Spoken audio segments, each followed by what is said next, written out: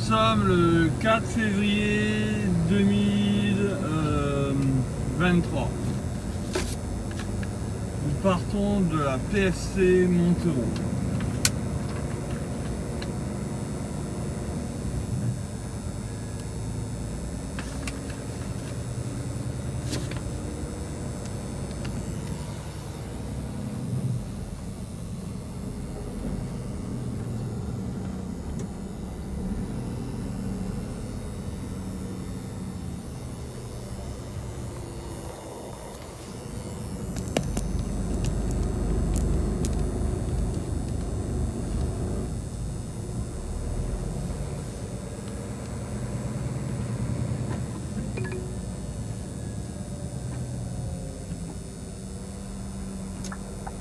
Dans 300 mètres, au rond-point, prendre la première sortie sur route départementale 57, D57.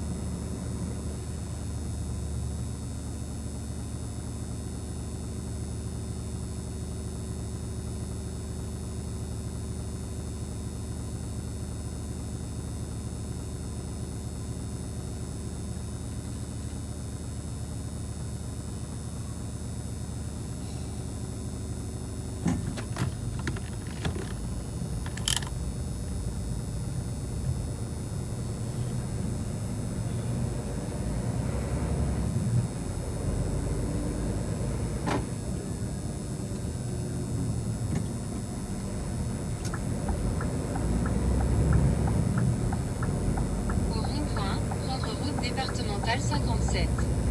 Continuez sur D57 pendant 4 km.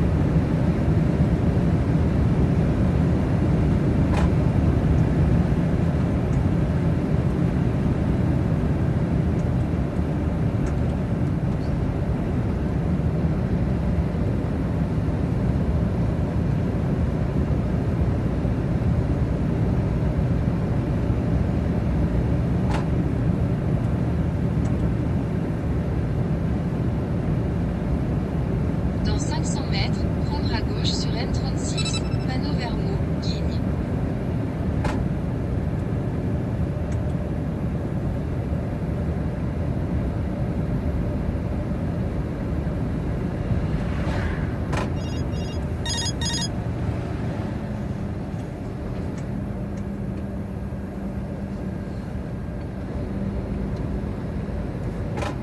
Prendre à gauche sur N36, panneau Vermont, Guignes.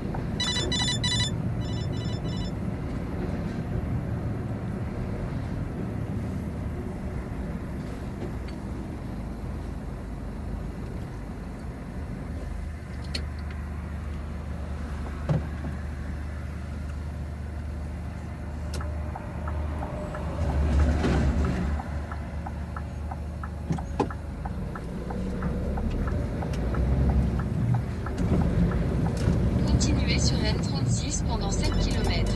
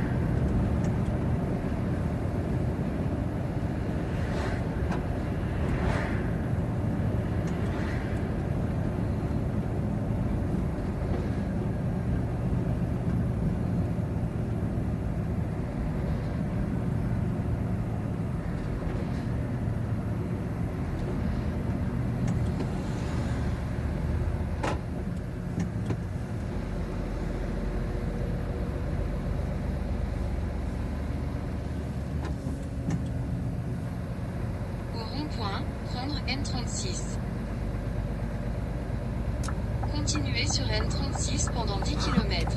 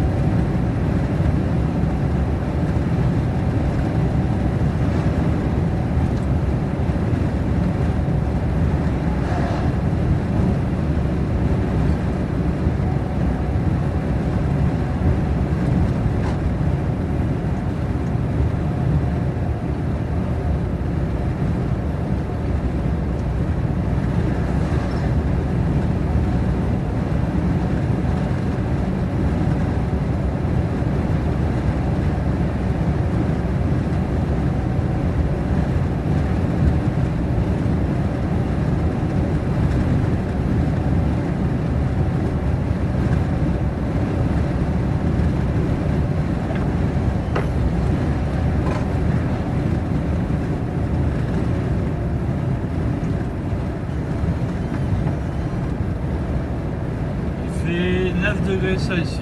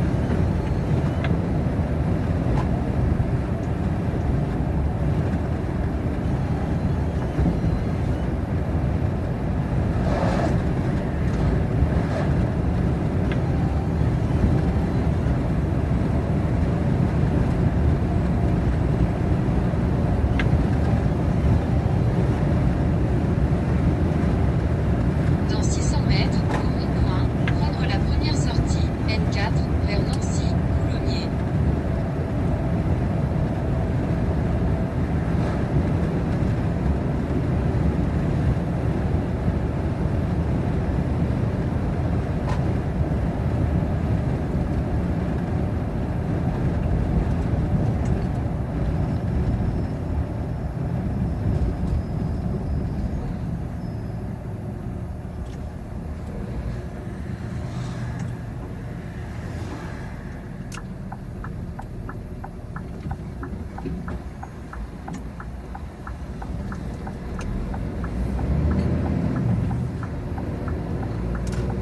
Au rond-point, prendre la bretelle.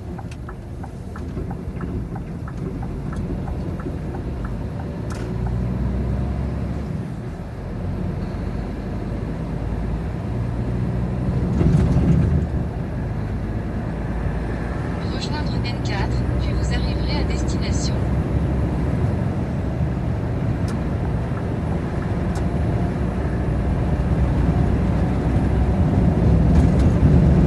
Nous sommes sur un National 4. Avant, on était sur un National 36 et la D55.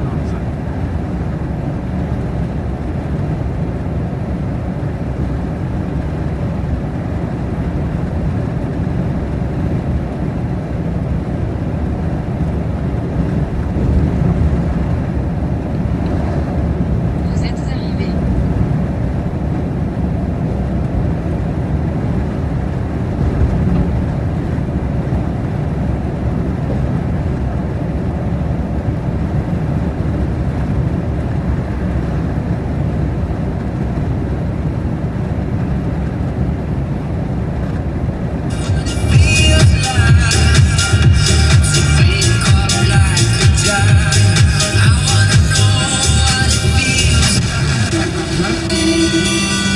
T'inquiète pas si je râle, je ferai rien qui vous pille en l'air. Même si il est vrai, je me sens pas vraiment nécessaire. Quand j'étais petit, je rêvais d'être quelqu'un d'extraordinaire. Mais j'étais déjà pas dans la bande. Alors vous faites 19 propositions pour changer justement votre environnement. Alors il y en a, on se dit c'est facile, favoriser le SG, puis il y a des choses, on se demande si vous y croyez vous-même. Par exemple, mettre en place la capitalisation dans les retraites françaises. Je crois que il n'y a que vous pour l'écrire noir sur blanc, personne n'y croit. C'est le propre des investisseurs rationnels. Ils ont la notion du temps. Et d'ailleurs, notre raison d'être, c'est placer le long terme au centre des dispositifs économiques, financiers et sociaux. Vous vous rappelez que vous gérez, vous êtes monsieur 3000 milliards d'euros quand même. Hein. Non, c'est pas moi qui ai.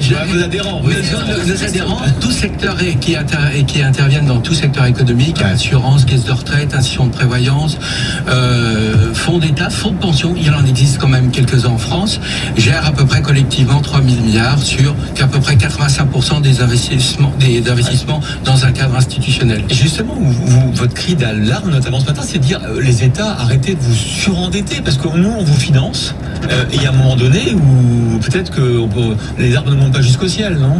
Alors, ce n'est pas uniquement un signal lié à l'endettement, c'est une problématique plus générale. C'est-à-dire qu'il faut rompre avec ce qui est devenu une tradition depuis une vingtaine d'années, c'est un instantanéisme de marché. Ouais. On regarde la valorisation de ses portefeuilles et en retrouvant le temps de l'investissement. Une caractéristique de la séquence des 20 dernières années, Jean-Marc Daniel ne me contredirait pas, c'est la faiblesse de l'investissement industriel. Ouais. Donc, on a Il substitué... y a un arbitrage, quoi, on fait de l'endettement d'État, quoi. Alors, pas uniquement, mais c'est-à-dire qu'on fait tout dans l'instant et on ne prépare pas le futur avec des investissements qui permettront d'ajouter revenu à revenu, valeur ajoutée avec valeur ajoutée, qui sont la base, et c'est très classique, c'est très établi, la base d'une consommation saine et stable, de la capacité à avoir des revenus présents qui adossent cette consommation et des revenus différés pour les retraites ou pour,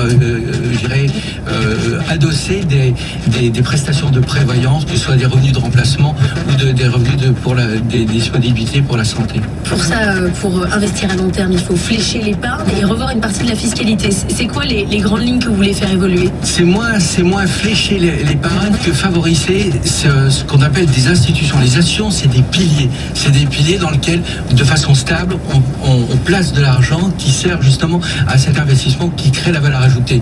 Au contraire du fléchage, il faut favoriser la mutualisation et la stabilité des capitaux. Par exemple, vous voulez plaider pour un fonds de commun de placement à 20 ans. C'est ça. Pour Alors, financer c'est très spécifique. Hein. C'est qu'aujourd'hui, cet instantanéisme fait tourner les portefeuilles, tourner ce qu'on appelle des investissements financiers. C'est vrai. Dans les fonds communs de private equity, qui sont un métier tout à fait respectable, il n'empêche que les portefeuilles tournent. C'est pas sain.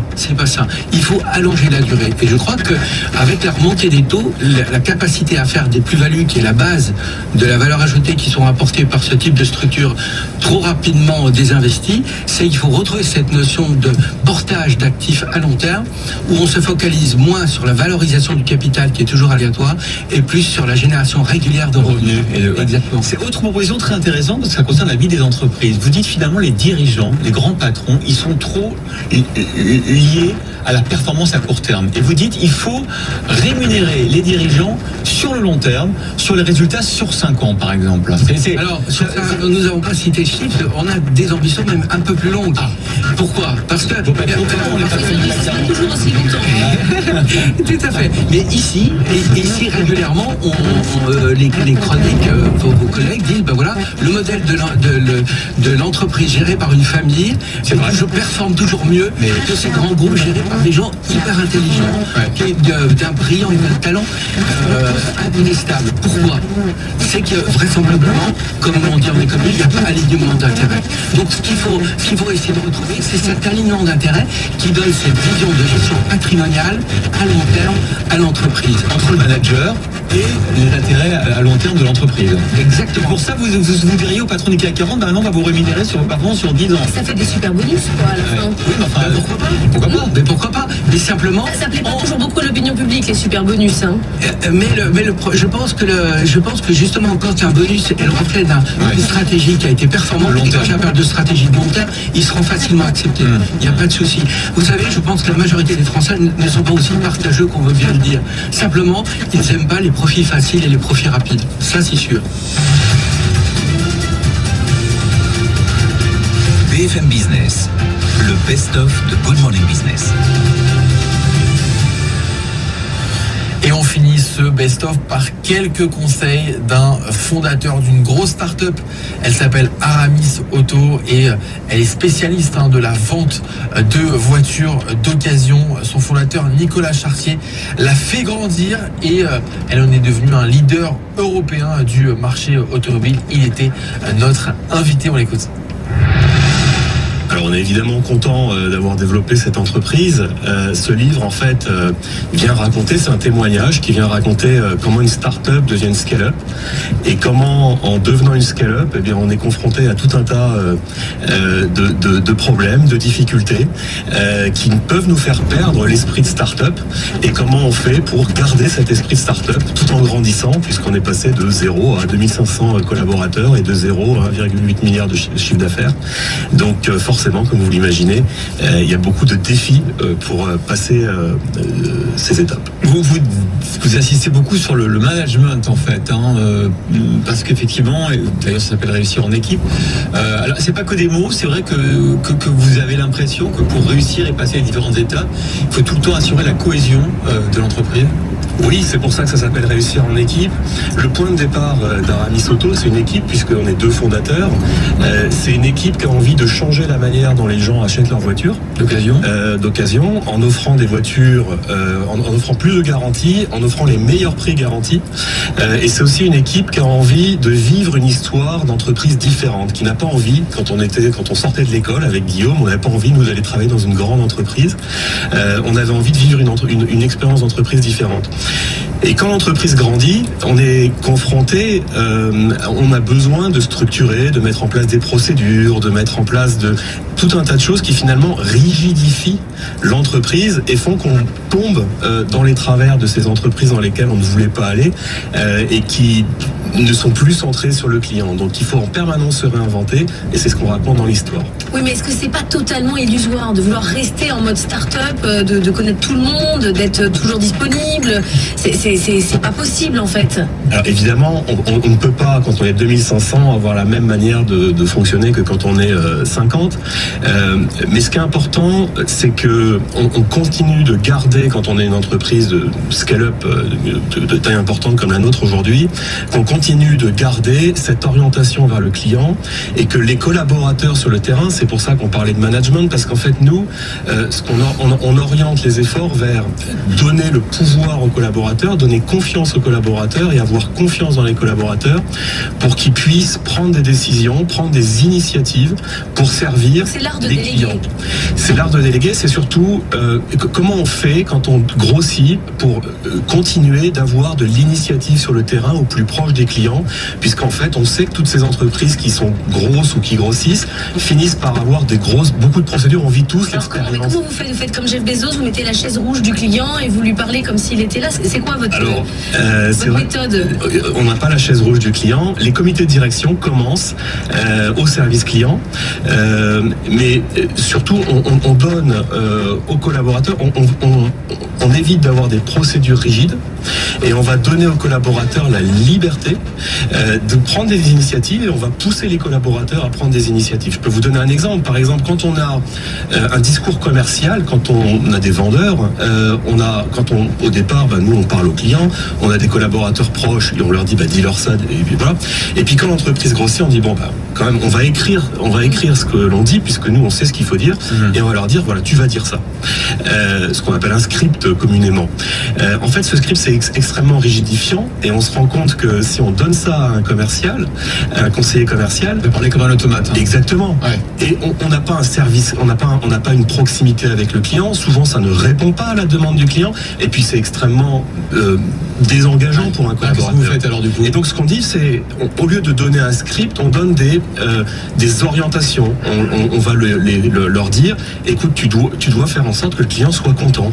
Tu dois faire en sorte que tu répondes aux questions du client. On va pas lui dire tu dois faire ça en 3 minutes. Tu as le temps qu'il faut pour le client. Certains clients voudront 10 minutes, d'autres clients ce sera 1 minute. Donc on va être beaucoup plus ouvert, faire confiance aux collaborateurs. C'est-à-dire accepter le plantage aussi. Et l'aider, exactement. C'est aussi se donner confiance dans le fait qu'on va se planter, puisque finalement quand on est une start-up au départ, on s'est beaucoup planté et c'est en se plantant qu'on apprend. Donc c'est aussi dire c'est pas grave, vous pouvez vous planter, c'est pas grave, se planter c'est un apprentissage et on va vous supporter, on va vous aider pour apprendre quand vous allez vous planter. Pourquoi vous avez écrit ce livre? Est-ce que c'est pour dire regardez comment je suis beau, comment on est beau, comment on a réussi, ou est-ce que c'est parce que vous avez des pairs qui vous régulièrement vous posent la question de savoir comment on fait et comment on grandit? Alors il y a une histoire dans ce livre, on l'a pas écrit seul, on l'a écrit aussi avec Michael Ballet et Régis Medina, avec qui on a travaillé, qui nous ont aidés qui nous ont accompagnés, qui continuent de nous accompagner dans cette transformation permanente. Donc c'est une discussion au départ avec eux. Et puis évidemment, c'est vrai qu'au bout de 20 ans d'entrepreneuriat, c'est intéressant de raconter son histoire. Donc évidemment, c'est pour notre écosystème, pour nos pairs, mais aussi pour les personnes de l'entreprise, pour nos collaborateurs, puisqu'aujourd'hui l'entreprise grossit. Et voilà, c'est la fin de ce best-of de Good Morning Business. Merci à tous de nous avoir suivis. Rendez-vous ce lundi pour une nouvelle matinale d'économie à partir de 6h. BFM Business, le best-of de Good Morning Business. Suivre le replay des experts sur BFM Business. Le luxe s'installe sur BFM Business. Tout un univers à découvrir, un site, des podcasts et une émission. C'est Iconic Business. Ce sera exclusif, intemporel, mythique, responsable et surtout déculpabilisé. C'est là où on parle de luxe accessible, puisque nous sommes véritablement dans les codes du luxe, que nous sommes les seuls à faire ce que nous faisons aujourd'hui. On est sur des adresses de prestige. C'est une adresse illustre. C'est cette exclusivité Au niveau de l'art, le mettre au service de notre clientèle. On en compte 31 qui ont cette prestigieuse distinction en France. Tout ce qui nous a fait envie, séduit et intrigué ces derniers jours, toutes les semaines sur BFM Business et dès à présent sur le site et les réseaux sociaux.